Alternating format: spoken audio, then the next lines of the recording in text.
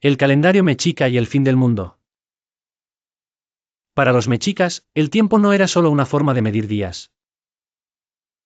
Era una fuerza sagrada que podía decidir el destino del mundo. Usaban dos calendarios.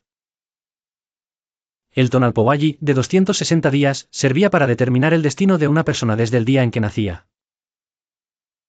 Y el Xiuhpohualli, de 365 días, marcaba el ciclo agrícola y el paso de los años. Pero había algo más inquietante. Al final de cada año existían 5 días llamados Nemontemi. Días malditos. Los mexicas creían que durante ese tiempo la mala suerte dominaba el mundo. ¿Y cada 52 años?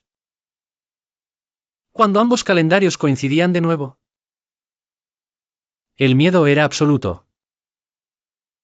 Porque pensaban que si no realizaban la ceremonia del fuego nuevo, el sol no volvería a salir y el mundo terminaría para siempre.